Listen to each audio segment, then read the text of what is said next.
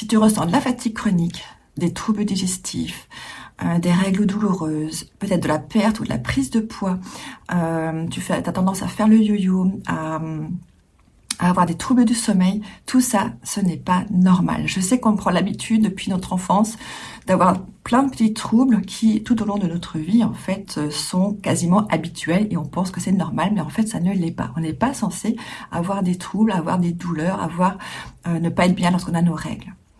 Donc, il faut comprendre que le corps, lorsqu'il nous envoie tous ces petits signes, c'est pour nous indiquer que quelque chose ne va pas.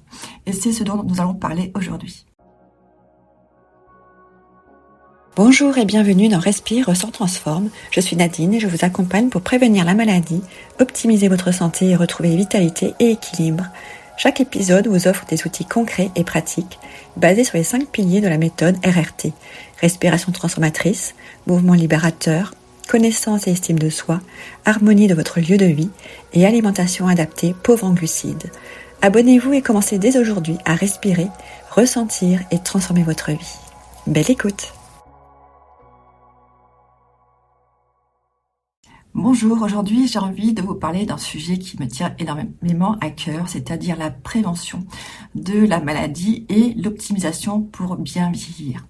Alors c'est vrai que je suis très thématique pour les femmes à partir de 30 ans parce que très souvent c'est là qu'on commence à se rendre compte des premiers signes ou qu'on peut aussi déjà avoir des maladies déclarées, bien que ça peut déjà arriver bien avant. Mais c'est souvent à partir de la trentaine et surtout la quarantaine qu'on commence vraiment à s'inquiéter et à se demander et à se dire qu'est-ce que je pourrais faire pour améliorer ma santé.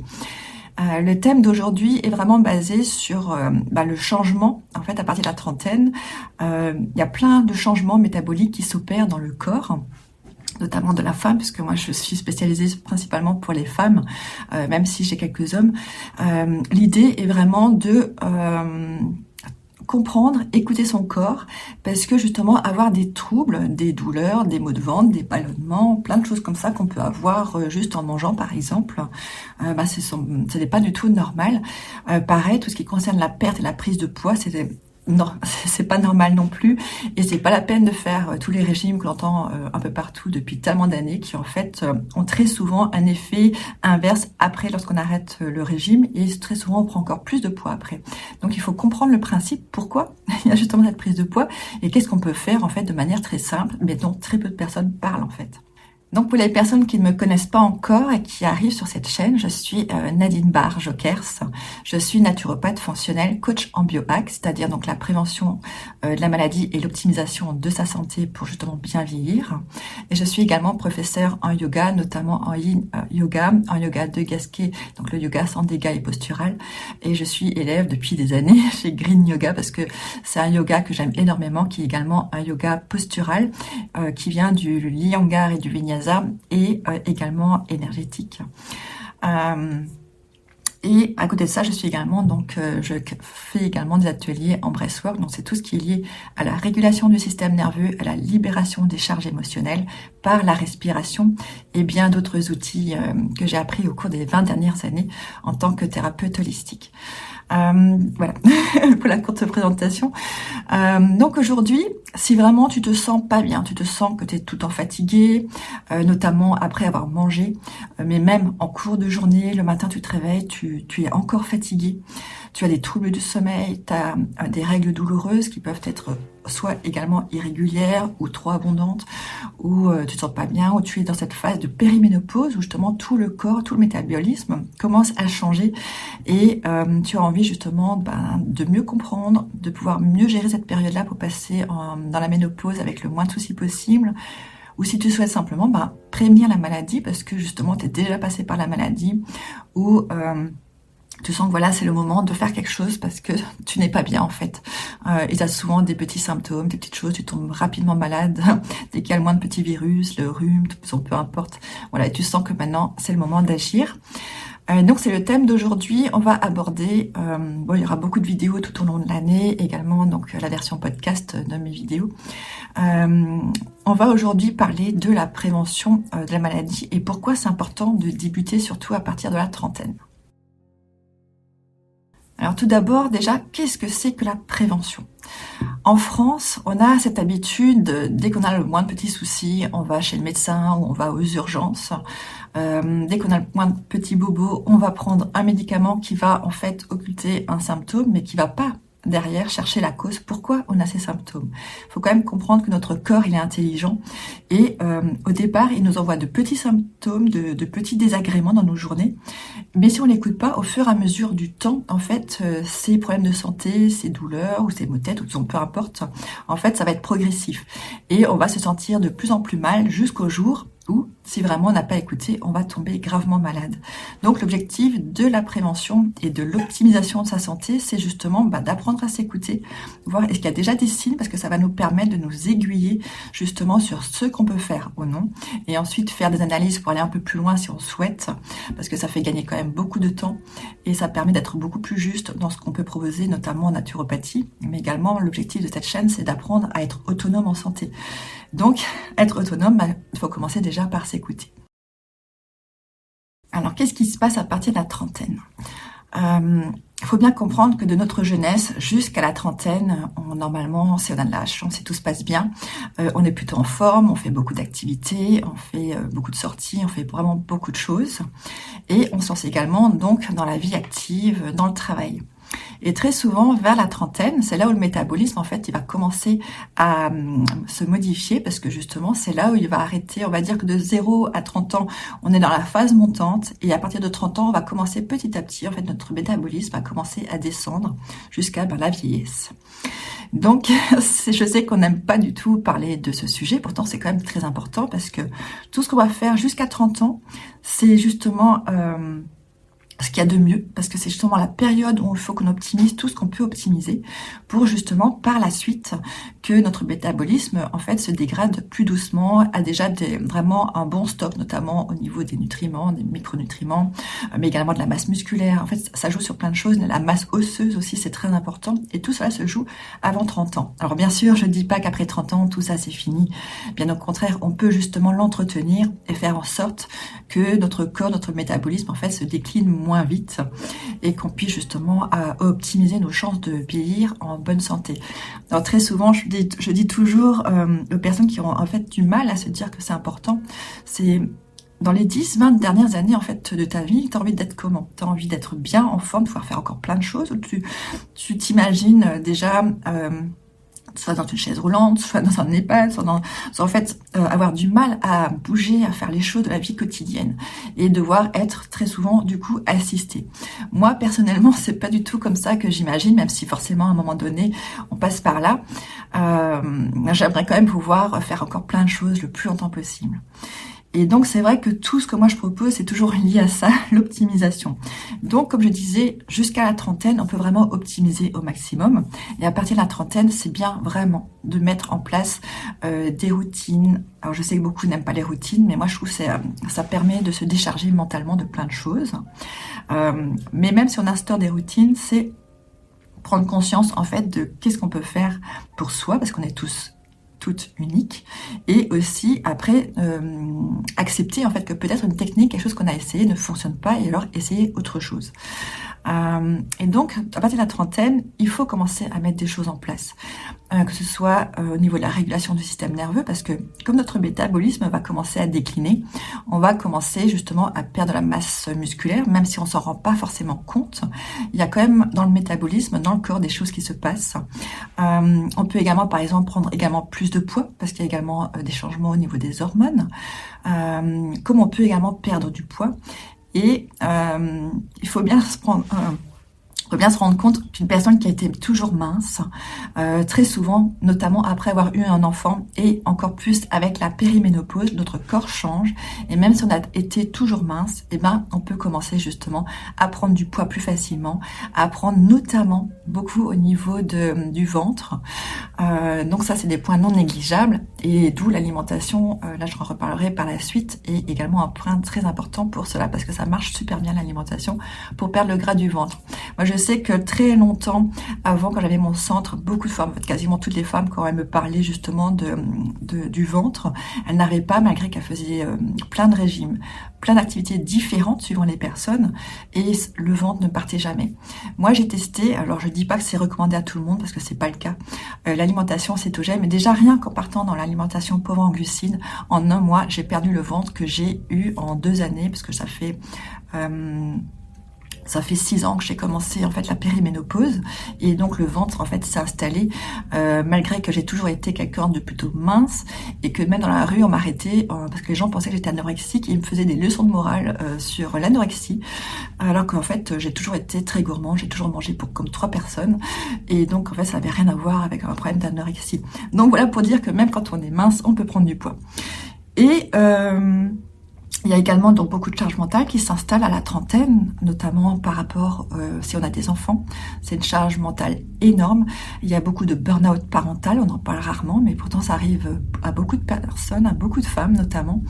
Il y a la charge mentale de devoir s'occuper du logement, le travail. Donc voilà, c'est une gestion énorme et on se rend même pas compte. Ça devient une telle routine, mais à un moment donné, en fait, le mental dit stop. On commence à avoir du stress chronique. On a du mal à trouver encore des moments où on arrive à se détendre.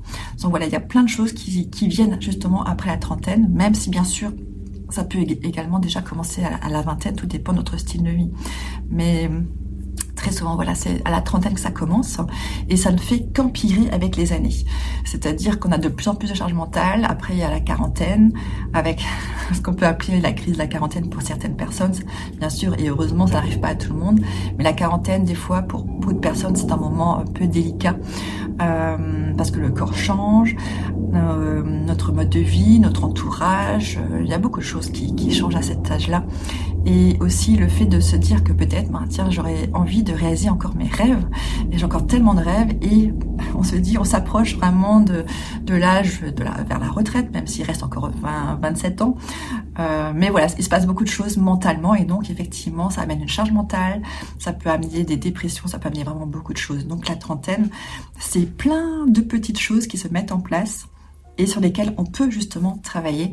Mais pour cela, il faut avoir envie. Et je sais qu'on n'a pas toujours envie. On a déjà des vies très, très difficiles avec énormément de choses à faire. Mais si on ne se prend pas le temps vraiment de se poser, d'y réfléchir, de voir qu'est-ce qu'on peut mettre en place, à un moment donné, le corps, il n'en pourra plus. Et justement, on a cette fatigue qui va s'installer, des prises ou des pertes de poids, tout ce qui est inflammatoire, des maladies auto-immunes qui peuvent arriver. Donc voilà, il y a plein de choses qui peuvent se mettre en place. Donc, vive la prévention, et passons donc à l'action.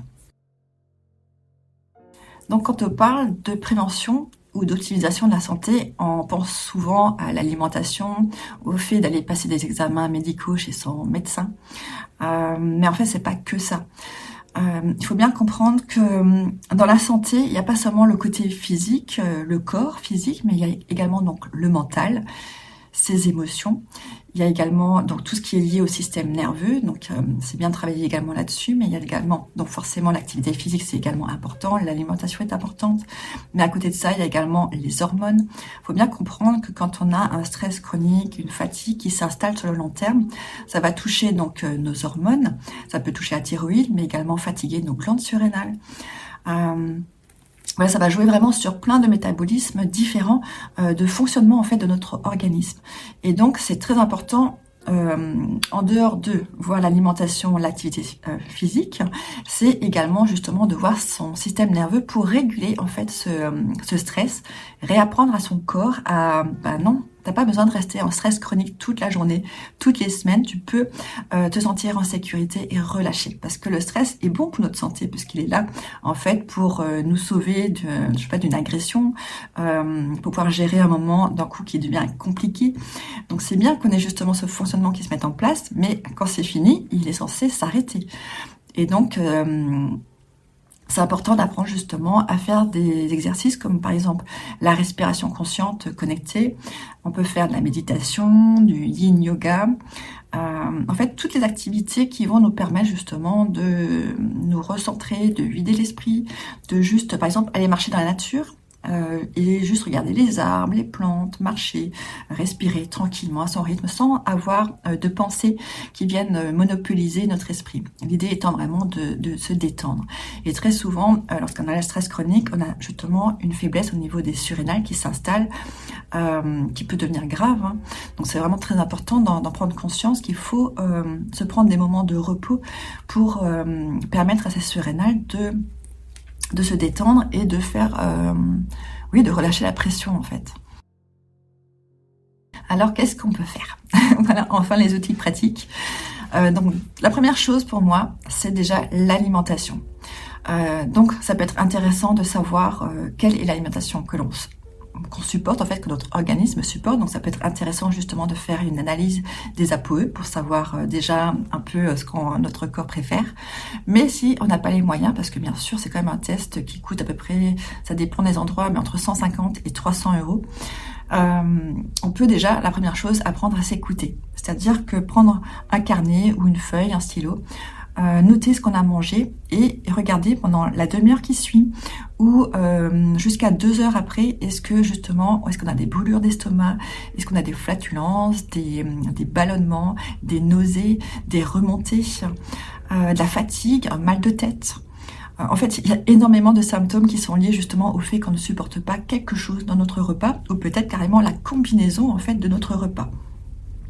Un autre outil que moi je trouve très intéressant, je ne sais pas si je vais le montrer, en fait j'ai ici un capteur en fait de glucose. C'est un capteur qu'on pose, mais il existe également le système où on peut se piquer le doigt qui peut nous permettre également de vérifier notre glycémie après un repas. C'est aussi quelque chose que moi je trouve très intéressant parce que en fait le capteur je préfère, même s'il est un peu moins juste que le sang.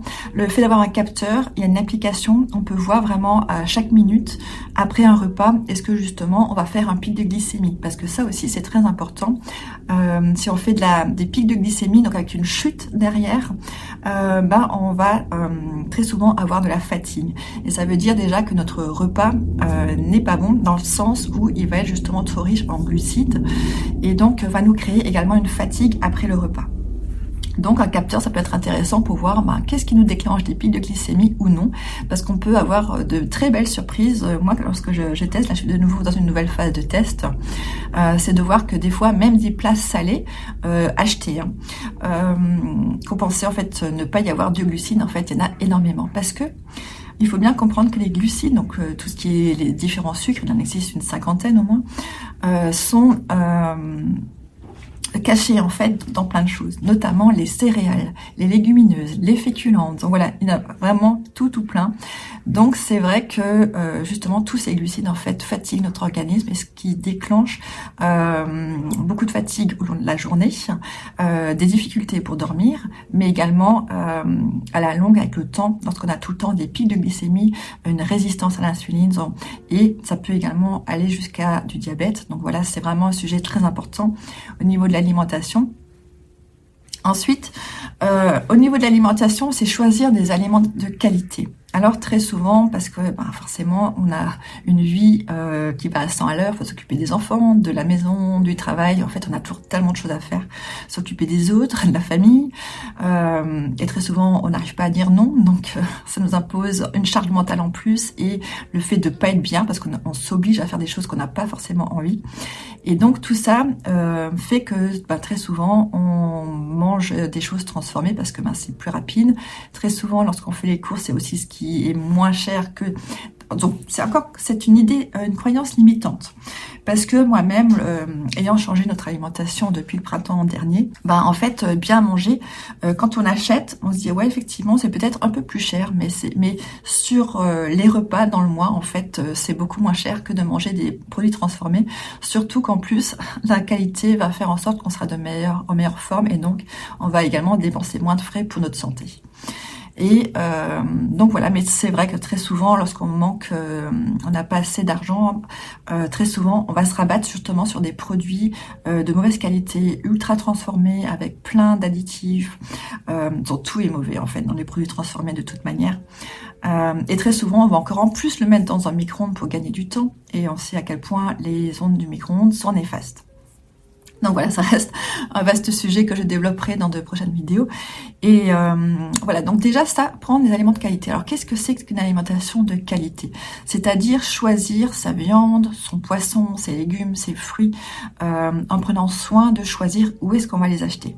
Déjà, les fruits, les légumes, on va quand même privilégier le bio. Ça va quand même limiter beaucoup les pesticides et la pollution qu'auront ces légumes, ces fruits, parce que justement, lorsqu'on est en bio, on a quand même une charte à respecter. Même si on sait bien que nos sols sont pollués, l'eau souterraine est polluée, l'air est pollué, la pluie est polluée, mais ce sera toujours mieux que de prendre des légumes et des fruits où les fermiers en fait auront mis des produits, des pesticides. Voilà, moi je trouve toujours aberrant de se rendre compte de tout ce qu'on peut mettre sur les légumes pour en fait tout ce qui est toxique et sans réfléchir à l'impact qu'il y a derrière. Donc si on peut avoir son propre potager, ça serait vraiment le must. Et ensuite la qualité, au niveau de la viande, je sais que c'est un sujet très compliqué, notamment pour les personnes qui sont végétariennes, véganes. Ça l'a été pour moi pendant 30 années, hein, donc je sais à quel point c'est dur de se dire qu'on remange de la viande ou du poisson parce qu'on a des problèmes de santé, mais des fois on n'a pas le choix. Parce que contrairement à ce que disent toutes les personnes qui sont vraiment dans le végétarisme ou ça, et j'ai cru pendant 30 années, c'est complètement faux. Au niveau des nutriments par exemple, les protéines ne sont pas du tout les mêmes que celles dans les végétaux, et ce sont principalement les protéines animales que l'on assimile bien. Parce qu'il faut se rendre compte que quand on a un microbiote et des intestins qui ont souffert depuis notre jeunesse parce qu'on a une mauvaise alimentation, en fait, plus le temps va passer, plus ils vont être en souffrance et plus notre corps va avoir du mal à bien assimiler ce que l'on mange. Donc si déjà on mange une alimentation qui n'est pas de qualité, qui n'est pas bonne, déjà il y aura déjà beaucoup moins de richesse dans les nutriments, dans les micronutriments, ce qui va faire que forcément quand on va manger, on n'aura pas grand-chose. Et en plus, quand on a des problèmes intestinaux et de microbiote, il faut bien comprendre que le corps, comme il manque de nutriments et de micronutriments, il va prendre dans ses sources, dans ses ressources. C'est-à-dire qu'en fait, on a un système tampon. Le corps est super bien fait. Son objectif est de nous garder en santé. Donc, quand il voit qu'il y a quelque chose qui ne vient pas par l'alimentation, par exemple, il va prendre dans nos ressources. Où sont nos ressources? Dans nos muscles, dans nos os, dans nos organes, dans plein de choses. Et donc, au fur et à mesure, il va prendre de là parce que il faut bien que le corps fonctionne. Mais à un moment donné, quand on a épuisé nos réserves, qu'est-ce qui se passe? C'est là qu'on commence à être en carence. Et c'est ce qui arrive quand on n'a pas une alimentation de qualité. À un moment donné, il est en carence. Et qu'est-ce qui se passe quand on est en carence? On commence à avoir des problèmes justement de fatigue. On commence à déglinguer tous nos organes. On commence à avoir des problèmes de mémoire, des inflammations. Donc voilà. On commence à développer plein de symptômes et plein de maladies qui, avec le temps, vont être de plus en plus compliquées pour nous. Donc c'est important de bien choisir. Donc comment choisir une viande de qualité ou par exemple du poisson de qualité? Par exemple sur le saumon, on va partir sur du sauvage parce qu'on sait à quel point aujourd'hui les saumons, les truites et tous les poissons en fait qui sont regroupés en fait dans des bassins, tout est pollué, ils reçoivent des médicaments, donc voilà c'est pas du tout bon. Même si on sait très bien que lorsqu'ils sont dans les océans, dans la mer, tout ça, dans les rivières, il y a des nanoparticules de plastique, donc plein de choses. Donc, on est dans un monde qui est difficile, on sait plus trop quoi manger, mais voilà, il faut quand même trouver un juste milieu, il faut s'alimenter quand même. Donc, s'il y a un choix à faire, mieux aller vers des poissons sauvages pour tout ce qui est donc de la viande. Là, il y a heureusement quelques entreprises en France qui ont des chartes vraiment très strictes. Alors, elles sont pas bio, mais elles sont tellement strictes qu'elles sont largement mieux que le bio. Parce que le bio, il faut quand même savoir, j'ai eu un magasin bio pendant quelques années, je peux vous dire qu'en fait, on paye très cher le label bio, mais c'est pas pour autant que la qualité est derrière, et encore moins le fait qu'ils prennent soin des animaux. Donc, c'est pas le bio le meilleur label, même pour la souffrance animale, je dirais que le label rouge, ils prennent encore un peu plus soin des animaux que le label bio. Mais encore mieux, c'est des entreprises assez nouvelles. Il y a par exemple le Bœuf d'Herbe, c'est un site en fait où on peut acheter en gros Il y a également Feroz Food. Moi, je suis vraiment très fan des Feroz Food parce qu'on peut y trouver justement des steaks hachés avec 20% de foie. Et le foie est tellement important, encore plus pour nous les femmes, parce que lorsqu'on a nos règles, on perd beaucoup de fer. Si on est fatigué, si on a des fatigues chroniques, en fait, nos surrénales commencent à en pâtir. Et donc, en fait, c'est tout un système qui se met en place qui fait que très souvent, on est en carence. Et si on fait rien, on peut vraiment être en carence sévère et ça devient très grave. Donc, c'est la perte de cheveux, des grosses fatigues. On n'arrive plus à réfléchir, à se concentrer. C'est très souvent là qu'on peut aller dans le burn-out. Donc voilà, c'est très compliqué. Donc, c'est vraiment très important qu'on ait du fer. Et donc, ça peut être très intéressant justement de voir... par exemple chez Feroz Food, mais voilà, je suis sûre qu'il y en a de plus en plus qui s'installent et je les connais pas tous. Après, n'hésitez pas à les voir dans le local, les agriculteurs près de chez vous, est-ce qu'ils ont justement, comment ils travaillent dans la ferme, qu'est-ce qu'ils donnent à manger. L'objectif est que les animaux soient nourris à l'herbe, été comme hiver, et finis à l'herbe, c'est très important. Et non pas avec des céréales et dans les derniers mois, vraiment...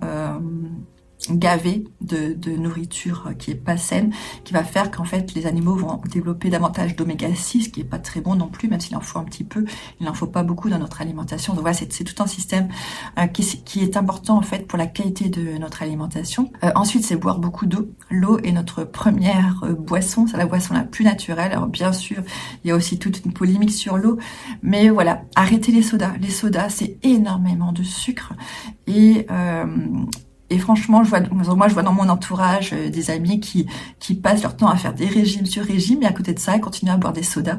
Et je trouve ça aberrant parce qu'en fait, ça sert absolument à rien de faire des régimes lorsqu'on continue à manger autant de glucides ou boire autant de glucides à côté.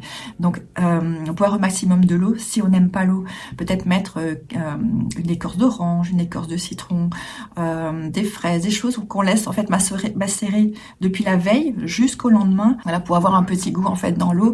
Après, on peut se faire également des tisanes, du thé, pas beaucoup parce qu'en fait il y a des oxalates. Et moi je l'ai vécu, c'est une grande. En fait, je buvais énormément de thé, de tisane, je buvais quasiment que ça tous mes jours, jusqu'au jour où je suis tombée malade. Et lorsque j'étais sur ce chemin pour sortir de la maladie, je me suis rendu compte que dès que je buvais à nouveau du thé ou de la tisane, j'avais très très mal. Et ce n'est que 10 ans après que j'ai découvert en fait le fait qu'en fait il y a des oxalates dans le thé, les tisanes. Et là je me dis voilà, je crois que j'ai peut-être l'explication en fait, parce que les oxalates touchent énormément en fait toute la zone pelvienne et notamment tout le système urinaire. Et donc voilà, de temps en temps, oui, moi personnellement j'utilise les tisanes. J'ai mes tisanes que je fais moi-même, classées. Ça fait beaucoup rire ma filleule des États-Unis quand elle vient de voir en fait mes tisanes sont classées par symptômes, en fait par maladie, par exemple mal de gorge, sinusite, règles douloureuses. Voilà, je suivant les besoins. Et donc je bois des tisanes que dans ces moments-là, si j'ai besoin de soigner un symptôme parce que je ne vais pas bien, j'ai par exemple justement une angine. Voilà. Sinon le café, oui, on peut boire du café, c'est recommandé que le matin. À partir de midi, on arrête, on boit plus de café, sinon ça va vous déglinguer votre sommeil. Ce sera également un vaste sujet à développer. Mais le café, oui, on peut le matin. On va dire, moi je conseillerais même jusqu'à 10 heures, pas après, parce qu'en fait après lorsqu'on mange de la viande à midi, il faut savoir que le café va faire qu'on n'absorbe pas le fer. Et moi, par exemple, si vous prenez le magnésium, il faut jamais prendre le fer et le magnésium ensemble. Et donc, moi, je dirais, c'est plutôt le matin et jusqu'à 10 heures. Comme ça, après, le corps a digéré son café, l'a éliminé. Et lorsque vous allez manger votre repas de midi, si vous mangez à midi, vous allez justement pouvoir bénéficier de tous les nutriments et tous les micronutriments. Alors, je vais m'arrêter là pour l'alimentation parce que il y a tellement de choses à dire. Donc, deuxième point, c'est donc le mouvement. Le mouvement est également très important. On sait que pour prévenir la maladie, on a besoin de faire une activité physique.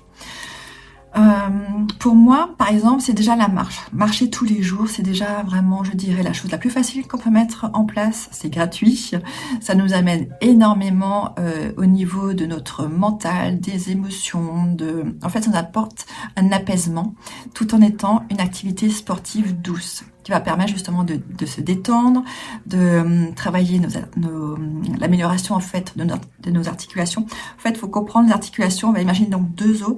Entre les os, il y a du liquide synovial. Ce liquide synovial, en fait, s'amenuise avec le temps, avec les années. Et ce qui fabrique le liquide synovial, c'est le mouvement. Donc, plus on va marcher, faire une activité, en fait, plus on va travailler justement à refabriquer du liquide synovial qui va permettre d'avoir vraiment, on va dire, la graisse, l'huile, comme dans les machines, qui va permettre justement de bien bouger encore nos articulations. Donc tous les mouvements sont importants, donc pas que les jambes, il faut bouger les bras, donc on sort les mains des poches quand on marche et on bouge vraiment, tout le corps doit bouger. Qu'est-ce qui est important dans la marche, mais ça peut être une autre activité, c'est les vibrations. Les vibrations, c'est ce qui permet en fait on va dire de durcir les os, et donc on sait que l'alimentation, les problèmes d'intestin créent avec le temps d'ostéoporose, et on a l'ostéoporose de plus en plus jeune. Et donc c'est important justement le mouvement, de renforcer nos os. Et aussi, il faut aussi comprendre que nos os, tous les 7 ans, en fait, ils se renouvellent complètement. Donc, on a des nouveaux os tous les 7 ans. Et donc, la marche active est vraiment importante, justement, pour nos os. Et nos os jouent un rôle énorme, en fait, dans le sang, dans plein de choses. Donc, après, la marche, donc ça c'est vraiment quelque chose que je vous invite, par exemple, à aller vous garer un peu plus loin, vous arrêter, sortir du bus ou du tram quelques stations avant votre travail pour justement marcher un petit peu. Et marcher plusieurs fois dans la journée. On n'est pas obligé de faire des grandes marches, mais le faire plusieurs fois dans la journée pour justement couper, comme moi par exemple, je passe beaucoup de temps assise lorsque j'ai mes consultations. Là l'idée étant toutes les 2 heures en fait de se lever, d'aller marcher pour ne pas rester justement trop longtemps dans une position qui n'est pas bonne pour notre dos, parce que en fait être assis c'est très très mauvais pour notre posture, et c'est ce qui va créer justement des douleurs dans le dos, dans les cervicales, ce qui va engendrer des maux de tête, des migraines, sont plein de choses. Donc le mouvement est important. À côté de cela, c'est très intéressant de faire également, pour moi forcément ça va être le yoga, du yoga postural, pour justement renforcer les muscles qui sont tout autour en fait de notre colonne vertébrale jusqu'à notre crâne, pour renforcer justement notre stature, notre posture, parce qu'en fait on a très souvent, on fait beaucoup de choses où on est penché en avant, et donc il faut réussir à rétablir la posture, retourner un peu vers l'arrière pour justement éviter d'avoir des douleurs par la suite. Et donc le fait d'avoir justement de faire un travail postural, donc ça peut également être du pilate, qui est en fait très proche, pour moi c'est né du yoga, parce que c'est tellement proche en fait en termes d'activité, et donc justement renforcer tous ces muscles posturaux pour justement éviter d'avoir des maux de dos, des sciatiques, des lombalgies, voilà, tous ces problèmes de santé qui après peuvent également donner des douleurs musculaires au niveau donc des trapèzes, des épaules, des bras. En fait, ça joue sur tout. Donc, le postural est très important. Mais à côté de ça, c'est très intéressant de travailler également sur les fascias. Donc là, il y a justement le yin yoga qui va travailler. Le fascia, en fait, on va imaginer que c'est la peau ou un sac. J'ai souvent l'idée d'un sac plastique qui entoure les muscles. Et pareil, lorsqu'on manque d'activité physique, qu'on est toujours dans les mêmes mouvements, ça commence à se rigidifier, à se durcir, et ce qui va créer justement des difficultés après à bouger avec le temps. Donc c'est important justement de travailler et d'assouplir ces fascias pour retrouver de la souplesse, de l'allongement dans les mouvements, et justement se sentir bien en fait quand on bouge. Mais en plus de ça, il faut également avoir une activité sportive, c'est-à-dire cardio. Aujourd'hui, on sait que les grandes activités comme faire des choses très endurantes, notamment le crossfit qui est vraiment très très déconseillé lorsqu'on pratique le yoga sans dégâts, quand on voit les dégâts que cela peut avoir sur notre santé. Après, je dis pas qu'il faut que c'est un mauvais sport, c'est quelque chose qui même moi me tente beaucoup, mais l'ayant testé, j'ai vu tout de suite l'impact, notamment sur toute ma zone pelvienne, et on voit sur les vidéos des championnats, par exemple aux États-Unis, où les femmes se font pipi dessus, et elles sont toutes heureuses, toutes contentes de suriner dessus. C'est comme si elles n'arrivaient pas à suriner dessus, parce que en fait le système ne fonctionne plus, donc ça se relâche tout seul, et c'est comme si ça n'arrivait pas. C'est pas bien, en fait, elles ont loupé leur séance. Donc moi, quand j'ai suivi ma formation de yoga sans dégâts et qu'on a vu tout ça, qu'on a approfondi justement le sujet du crossfit, j'étais en fait choquée. Et surtout, je me suis rendu compte à quel point les activités sportives peuvent nous faire des dégâts dans notre corps. Mais malgré tout, il faut en faire. Donc l'objectif, c'est d'en faire en apprenant justement à bien se positionner, à bien respirer, parce que la respiration qu'on apprend très souvent à l'école n'est pas en fait juste pour protéger en fait nos organes internes et éviter les descentes d'organes, par exemple. Et donc, voilà, c'est tout un univers qu'il faut mettre en place, une compréhension de son corps qu'il faut mettre en place avant de faire l'activité vraiment sportive. Mais c'est très important quand même d'avoir une activité sportive parce qu'il faut faire de la masse musculaire, notamment après 30 ans, parce qu'à partir de 30 ans, on commence à perdre la masse musculaire et encore plus à la périménopause et à la ménopause. Parce que là, c'est une question d'hormones qui va faire qu'on va perdre beaucoup plus vite en fait la masse musculaire. Donc c'est très important de continuer justement à soulever des poids et à faire donc du cardio parce que on doit également travailler sa respiration, son cœur, pouvoir faire des choses, des activités beaucoup plus sportives. Voilà, donc j'ai parlé de l'alimentation, du mouvement qui sont pour moi vraiment fondamentaux avec la régulation donc du système nerveux, mais il n'y a pas que ça. Pour réussir justement la prévention et l'optimisation de sa santé, c'est également le fait de revoir complètement toute son hygiène de vie, son mode de vie, parce que c'est un point crucial. C'est-à-dire qu'on a beau penser à avoir une alimentation saine, faire du sport, travailler sur sa régulation, sur son stress. Si à côté de ça, on n'est pas bien chez soi, si on n'est pas bien dans son travail, si on n'arrive pas à bien s'organiser pour justement diminuer sa charge mentale, ce sont plein de petits facteurs qui vont faire qu'en fait ça n'ira pas beaucoup mieux. Parce que le mental a quand même un rôle énorme sur sa santé. Si on n'est pas bien émotionnellement et mentalement, forcément que ça va impacter également tout le reste, parce que forcément, ça c'est en lien avec la régulation du système nerveux et avec le stress chronique qui peut aboutir à un burn-out avec le temps. Donc voilà, tu peux voir qu'il y a quand même beaucoup de choses sur lesquelles on peut travailler pour améliorer sa santé. Et donc pour conclure en fait cette vidéo, voilà, j'espère que tu auras compris à quel point c'est important de prévenir la maladie en mettant plein de petites choses en place. Et justement aussi d'optimiser ta santé, notamment à partir de la trentaine, parce que c'est tellement important pour plus tard. Voilà, si tu as aimé cette vidéo, je t'invite à me laisser un petit pouce en l'air, parce que c'est énorme l'impact que ça peut avoir pour m'aider à faire connaître justement les sujets dont je parle sur cette chaîne. Si tu n'es pas encore abonné, n'hésite pas à t'abonner. Et sinon, tu as également mon accompagnement en consultation individuelle ou mes programmes en ligne et mon accompagnement également sur une année qui sont disponibles sur respireressentransforme.com et tu peux également retrouver tous mes livres que j'ai écrits, parce que j'ai écrit une dizaine d'ouvrages sur le bien-être. Voilà. Prends soin de toi, on se retrouve bientôt. Bye bye.